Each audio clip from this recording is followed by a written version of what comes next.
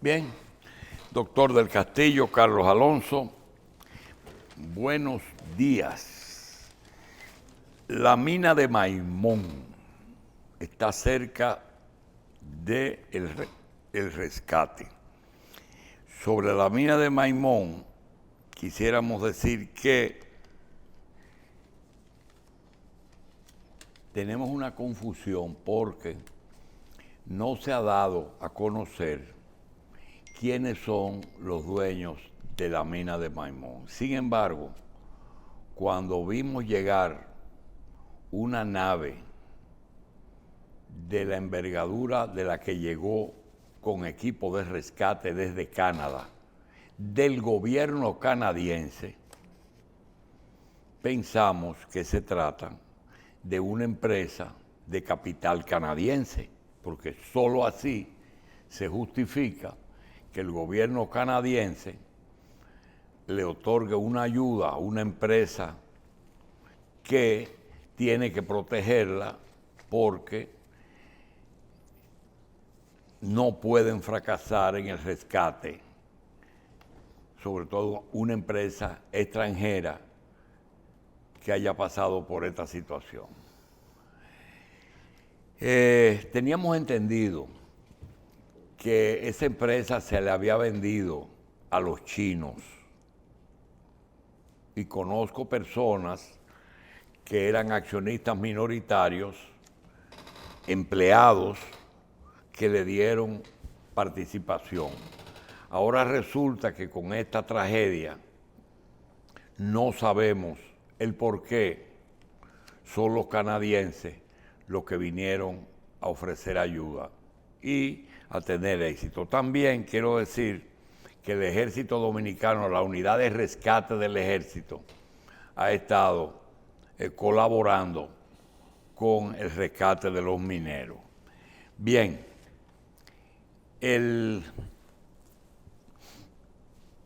las invasiones siguen en el municipio de Miches, en un sector del municipio de Miches desde hace varias semanas están ocupando tierras y habíamos dicho que lo estaban haciendo en una forma quizás un poco atípica porque estaban actuando como autoridades los ocupantes, pidiendo títulos a los dueños. Es decir, si no es tuya, es mía. Entonces, eso parece que no tenía ninguna solución. Sin embargo, desde el día de ayer, debido a que la dotación policial de Miches parece que no era suficiente para desalojar a esa gente, la dotación policial comandada por un general de la Romana están ofreciendo apoyo y posiblemente en el día de hoy ese problema se resuelva con una cantidad de policías. Pero el problema, la pregunta es, ¿y después? Ya lo desalojan y después, ¿se van a quedar los policías ahí siempre? Ese es el tema, el gran dilema de las ocupaciones, que no se le puede ofrecer una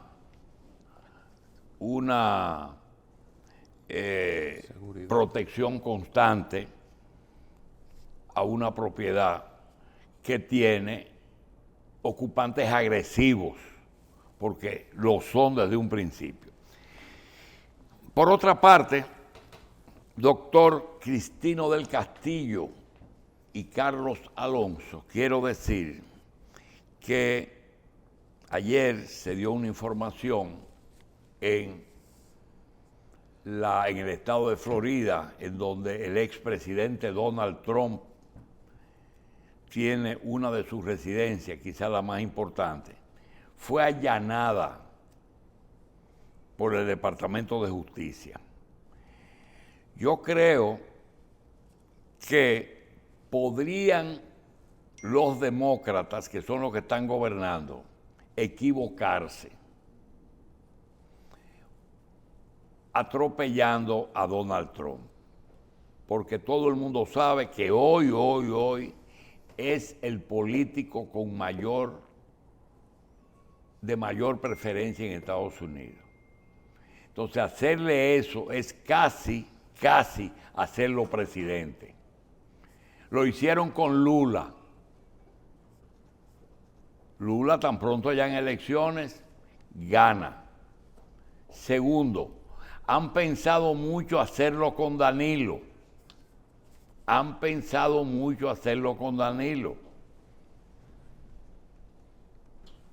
Pero si lo hacen con Danilo,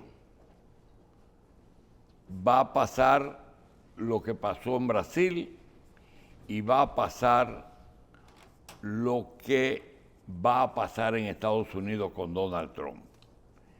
Victimizar a un expresidente en estos países tiene un efecto diferente. Vamos a ver qué pasa. ¿Qué os pensáis, doctor? Exactamente lo mismo que usted. ¿Tú Venía escuchando la información en la radio cuando venía para acá. Pensaba justamente eso. De hecho, los números lo que están diciendo es que Donald Trump hoy es el preferido. Si las elecciones del 24 fueran hoy, Donald Trump ganaría cómodamente. Y yo creo que esa tendencia va creciendo. Curiosamente, ese repunte de Donald Trump se produce cuando hay una comisión en la Cámara de Representantes que está investigando su involucramiento en aquellos acontecimientos del Congreso. Y ahí se ha dicho de todo, y eso se está transmitiendo en vivo, cada sesión de esa se ha transmitido en vivo en horario premium. Y mientras más cosas se dicen, más sube la popularidad de Donald Trump. Ahora lo que se piensa es que él se llevó documentos clasificados de la Casa Blanca, y eso es lo que andan buscando en Mar-a-Lago. Habría que ver si todo esto es suficiente como para prepararle un expediente a Trump, en cuyo caso lo pueden inhabilitar, porque en Estados Unidos la justicia funciona independientemente de quién se trate. Esa es una realidad. Y aunque el propio Trump haya designado jueces de la Suprema, no importa quién me designó, yo fallo cualquier situación que me llegue a las manos en función de lo que la ley establece. Eso ha sido la práctica en Estados Unidos, que probablemente haya ido cambiando la cosa con el paso del tiempo porque todo esto se está politizando en el país en donde están las instituciones más fuertes. Así es más o menos como yo lo veo, doctor. Bien. Por otra parte, quisiéramos completar una información que hemos estado dando desde el día domingo, y es el mecanismo mediante el cual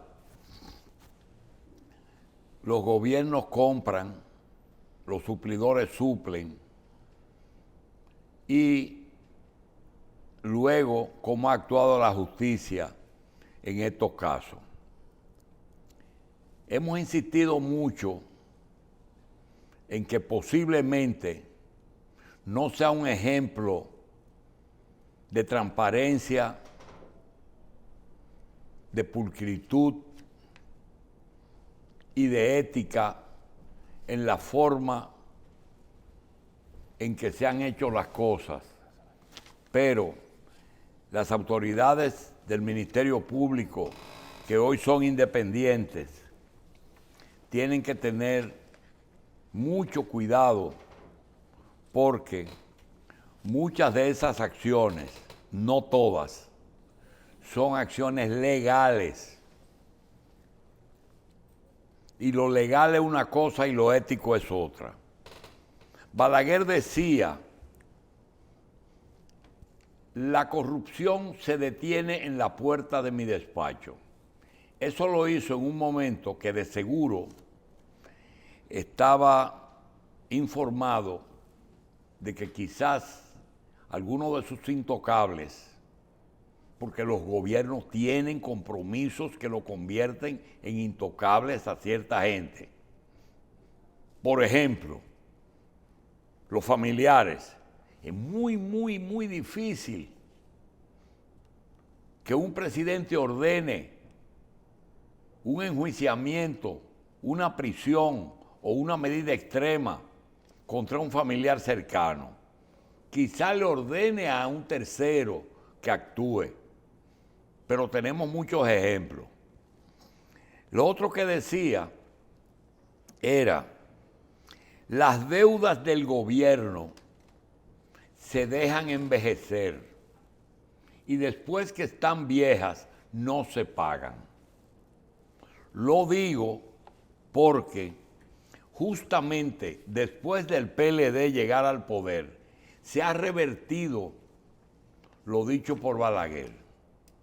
Las deudas que se pagan, que se han pagado, fueron las deudas viejas, porque esas son las que más beneficios tienen. Cuando una deuda se pone vieja, es decir, un suplidor del gobierno, una empresa constructora, un ingeniero constructor, un suplidor, suple al gobierno y el gobierno se atrasa, gana, le adjudicaron el contrato por medio de una licitación, pero o no le dieron el inicial y el ingeniero dice, yo comienzo, o el presidente le dice, dale para adelante que yo te pago, eso se usa mucho, que necesito esa obra, y arrancan, se envejece pero resulta que la empresa, el ingeniero o el suplidor no puede sostener la deuda y coge prestado o cogió prestado para suplir o para hacer la obra.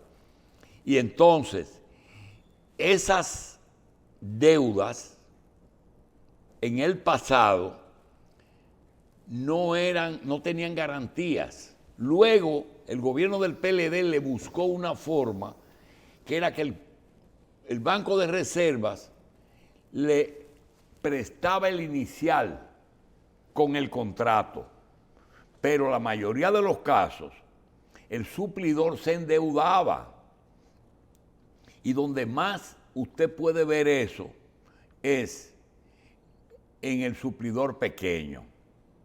Imagínese una persona que le otorguen el desayuno escolar de una parte del país.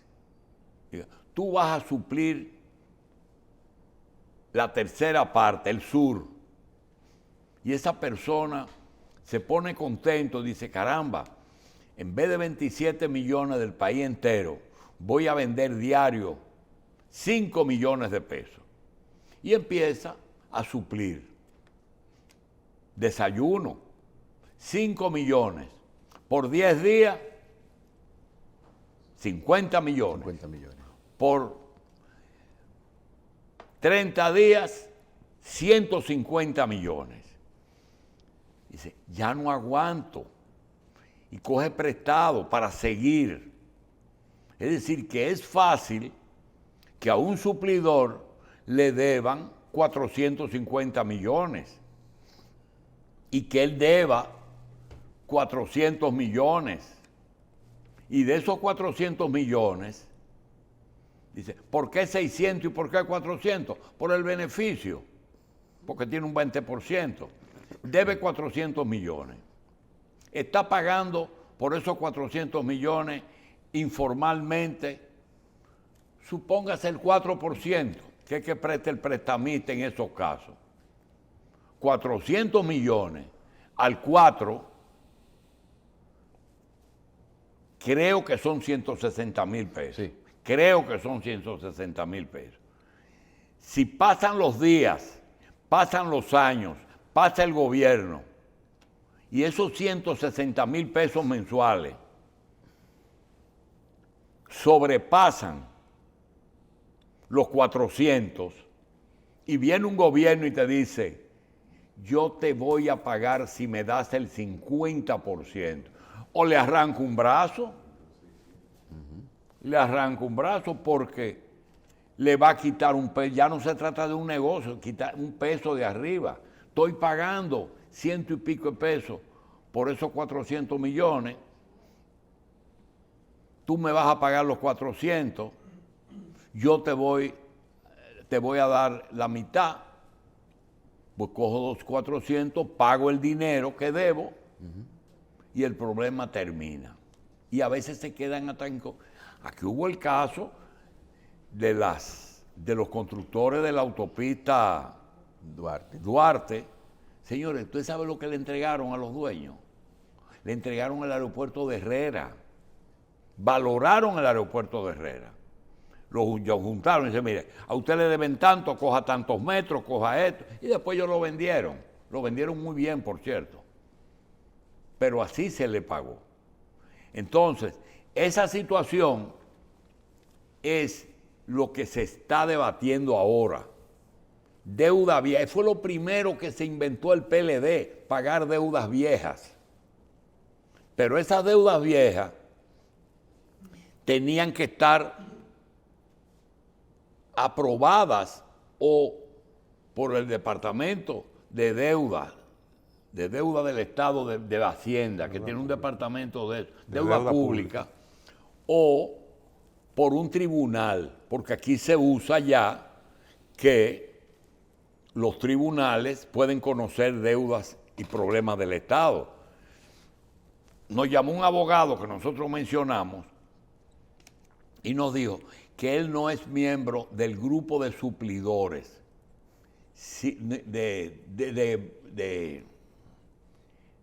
de cobradores de deuda, sino que él lo que ha hecho es gestionar sentencias para los dueños de deudas. Le doy para atrás. Yo dije que hay abogados que cogen una deuda, la llevan al tribunal contencioso o a un tribunal, obtienen una sentencia, el Estado no paga, entonces ellos van al tribunal constitucional y consiguen una sentencia definitiva. Con esa sentencia, usted puede conseguir que una persona que compre deudas o que cobre deudas, dice, préstame. Entonces, él va y hace lo que no es ético, que la cobra. Pero de eso no hay rastro. Porque cuando se paga una deuda, la pagan entera. Le deben 400 millones a un señor que daba el desayuno. Le pagan con esa sentencia los 400 millones. Ahora, el que coge el dinero es que divide, pero de eso no hay prueba. Eso lo sabe Berenice porque se lo confiesa a alguien, pero eso es legal. No es no hay forma de que usted pueda meter una gente. Yo le compré una deuda. Bueno, le compré una deuda. Y la cobré, y la cobraste con esta sentencia. Y yo repartí, problema tuyo. Entonces el abogado nos dice que él lo que hacía era gestionar sentencias para el deudor original, no para los que compraban deuda. Esa situación es lo que hoy se está debatiendo mucho y que tienen que tener cuidado porque hay personas que tenían varias compañías, esas compañías tenían fronting, tenían testaferro y concursaban y ganaban o perdían, pero a veces ganaban. Y entonces, ahora esos testaferros que no eran dueños, dicen, yo está bien, a mí me pagaban por ser testaferro, pero yo no me voy a meter en un lío. Entonces fueron a donde Berenice y donde Miriam y le dijeron, mire, yo le voy a decir una cosa, esa compañía no es mía, esa compañía es de fulano, y a mí me pagaron un sueldo por eso. Y muchos han hecho eso y eso ha traído el descontento de aquellos que confiaron en ellos. Eso lo pueden probar cuando Compras y Contrataciones recibe la documentación. Su deber es investigar esa compañía. Y si tú ves que el chofer de fulano es el presidente de una compañía, porque lo investiga, tú tienes que decir, mira, esa compañía no va, y ellos la aceptaron. Entonces, tienen que tener cuidado y hacer lo que tienen que hacer, pero tienen que tener cuidado y ver en qué se está lesionando el Estado. Porque el que se saca un premio, la Lotería Nacional no le importa en qué lo gasta el beneficiario. Y eso pasa con esos pagos. El Estado pagó al que le debía. De ahí para adelante que averigüe todo el mundo. Ahora, si pagan algo que no estaba amparado en una sentencia, entonces ya eso es otra cosa. Si esa persona no entregaba lo que vendía, aquí hay un caso que está en los tribunales. Miren, una persona le vendió al Estado en medio de la transición que fue la pandemia 1.000 millones de pesos de mascarilla y de equipos respiradores. 1.000 millones de pesos en dólares. El PRM sometió al suplidor, al que suplió al gobierno de Danilo. Y esa persona le había dado colaboración política a los dos partidos. Y cuando llegó la demanda, ocurrió que el Estado no recibió la mercancía. El Estado no pagó la mercancía. No se llevó a cabo la operación. Lo único que existía era la orden de compra, pero no se materializó porque llegó la demanda. Entonces, la operación no se materializó. El suplidor se eliminó porque no era por los precios, fue que lo vendió amparado en la emergencia. Creo que hay una forma que la ley de emergencia. La ley de emergencia de compra. El asunto es que le hicieron un lío al suplidor, porque los suplidores no son gánster, los suplidores son gente que le venden al que le compre. Entonces, esas son situaciones que complican mucho la Procuraduría. Por eso es que ahora se ven obligados a nombrar 2 adjuntos más, porque Jenny Berenice Reynoso no puede con toda esa carga. Y la doctora Miriam Germán tiene muchos problemas. Mira, el primer problema es que ella es jueza y piensa como jueza. Segundo, que como jueza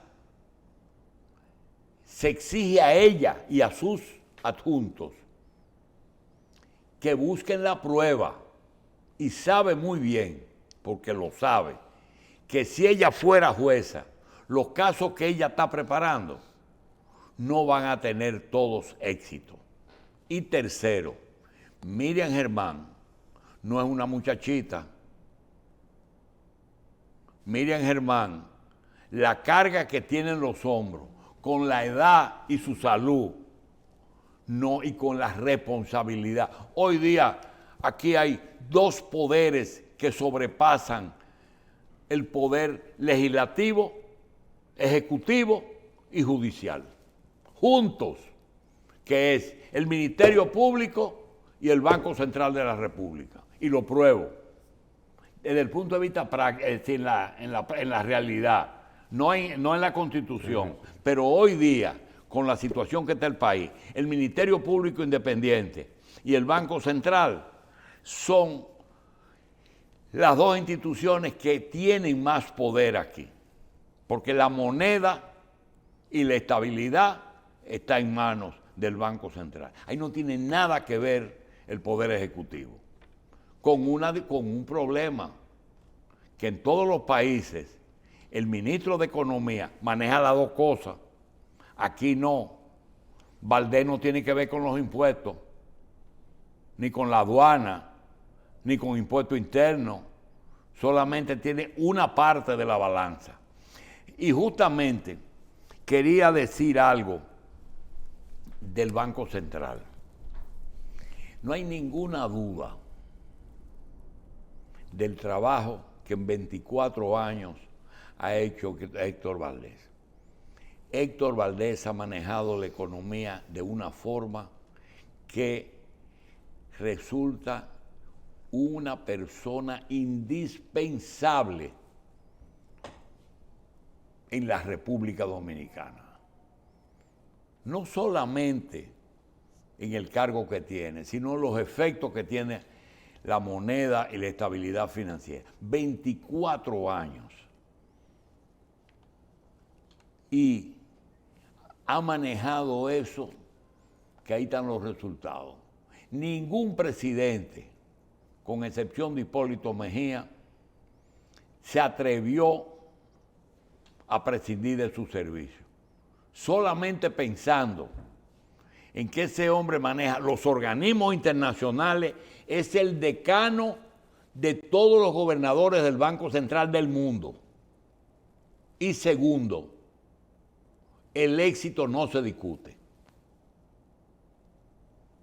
Por otra parte, Hipólito lo quitó, pero pagó el precio.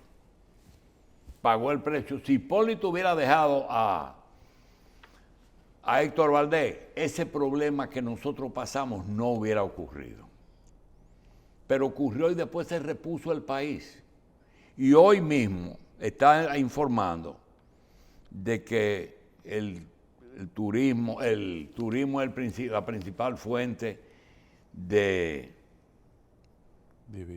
aporte a la economía que tenemos. Pero yo quiero decir algo de Héctor Valdés. La gente no puede emborracharse de poder. Y él es excepcional. No es el más sabio del mundo, pero el que mejor ha manejado eso. Y los resultados están ahí. Ahora, hay un elemento que nosotros nos hacemos. ¿Cuánto cuesta? ¿Cuánto costó? ¿Y cuál es la suma en que ha costado el equilibrio financiero y monetario que Valdés y el Banco Central han mantenido el país? ¿Cuál es el valor? Nadie lo sabe. ¿Por qué? Porque el Banco Central manda a imprimir moneda y la pone en sus bóvedas. Tiene divisas que ingresan al país por diferentes conceptos y las pone en sus bóvedas. Cuando hay un préstamo, coge los dólares y le da los pesos al gobierno para que, mientras tanto, tiene de reserva en los dólares. Y yo me pregunto, y desde ese año 94 que fue nombrado, 2 de Balaguer, 4 de Leonel, 8 de Leonel, 8 de Danilo y 2 de Luis. 24 años en el cargo. ¿Cuánto ha costado el equilibrio económico de este país? Nadie lo sabe. Porque no hay hay un informe todos los días. Usted coge cualquier periódico del día y encuentra sin ninguna, yo no sé si hoy está, pero, míralo ahí. Todos los días hay un informe de 1, 2, 3 páginas sobre la economía. Pero nunca ha habido un informe sobre la economía interna de esa institución. Yo me pregunto, ¿cuánto costó la estabilidad financiera? Ayer alguien dijo que el gobernador ganaba 1.600.000 pesos. No, el gobernador gana 1.600.000 pesos mensuales, más gastos de representación, más otras cosas. Gana mucho más, pero no es el sueldo de él, porque es un sueldo bien ganado. Porque él controla a los bancos. Tiene que ganar más que todos los gerentes de los bancos. Pero, ¿ustedes han encontrado alguna vez el presupuesto del Banco Central publicado? Eso no se puede publicar porque la ley me protege. No, la ley te protege. Pero yo creo que puede haber una página que se diga, en el año tal nosotros tuvimos estos gastos, este fue nuestro ingreso y estos fueron nuestros egresos. ¿Por qué no lo hace el Banco Central? ¿Cuántos empleados tiene el Banco Central? ¿Cuántos gastos tiene el Banco Central? ¿Por qué no se le dice al país lo bien ganado que están esos sueldos y esos gastos? Pero, no, eso no tiene que saberlo nadie. Porque no hay derecho a cobrar por el éxito. No hay derecho a cobrar por el éxito, ni por el cumplimiento del deber. Ahí están los bienes de los bancos quebrados. Prefirió que esos bienes se deterioren antes de venderlo a precio que lo puedan costar. No. Todo eso viene que se queden ahí. Yo no lo voy a vender. Y cuando se venden, tienen que ser unos concursos rarísimos que nadie conoce las interioridades del Banco Central. Todo el mundo conoce los éxitos para el país, pero sus interioridades no. ¿Por qué no? ¿Por qué no?